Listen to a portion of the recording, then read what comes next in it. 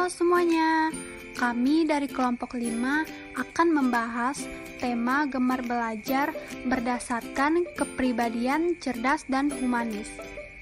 Kami dari kelompok 5 beranggotakan 5 orang, yaitu Johannes Jalapaksi, De Veronica Sitanggang, Robertus Randy, Laurencia Vivin Angelina, dan saya sendiri, Notrina Caroline.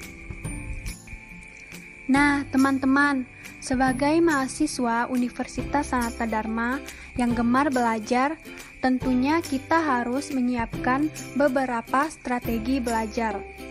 Apa saja sih strateginya? Yang pertama, mengutamakan hal yang sangat penting bagi kita, baik itu tugas maupun pekerjaan yang belum terselesaikan. Kedua, membagikan waktu. Segala sesuatu ada waktunya, karena waktu kita yang ciptakan dan waktu kita yang mengatur, seperti membagikan waktu kita dalam mengerjakan tugas dan membagikan waktu kita dengan kegiatan luar. Ketiga, memanfaatkan internet secara produktif. Artinya, sebagai mahasiswa, kita harus mempergunakan media sosial dengan hal yang positif, seperti mencari informasi tentang materi pembelajaran di YouTube maupun di Google. Dan keempat, jadilah dirimu apa adanya, yaitu kenali diri sendiri yang dimana kita itu memiliki potensi masing-masing, serta talenta yang bisa kita kembangkan dan berguna atau bermanfaat bagi semua orang. Dari 4 strategi ini, semoga kita bisa menjadi mahasiswa yang cerdas dan humanis. Selanjutnya, saya akan menyebutkan usaha-usaha menjadi cerdas dan humanis.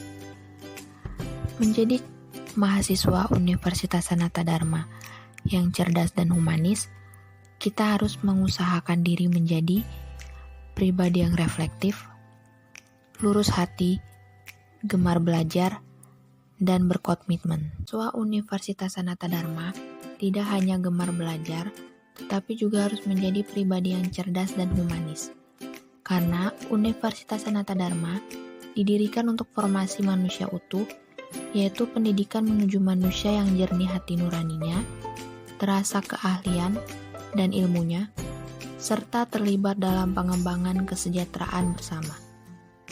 Nah, teman-teman, kita sudah mendengar apa saja pembahasan sebelumnya yang sudah dijelaskan oleh teman kita. Selanjutnya, selain strategi belajar, ada juga perlunya motivasi untuk kita sebagai mahasiswa yang gemar belajar agar tidak pudarnya semangat kita dalam belajar serta munculnya kemalasan belajar. Motivasinya dapat berupa dukungan atau support dari keluarga dan teman terdekat, yang dimana kita merasa tidak sendiri dan merasa terdorong untuk tetap bersemangat belajar. Menjadi mahasiswa yang gemar belajar berdasarkan kepribadian cerdas dan humanis harus menghasilkan mahasiswa yang berkualitas atau cerdas secara intelektual, spiritual, emosional, sosial, berakhlak mulia, berbudi luhur, dan menjunjung tinggi harkat dan martabat manusia sebagai ciptaan Tuhan. Hai, saya akan menjelaskan tentang pendidikan bermutu.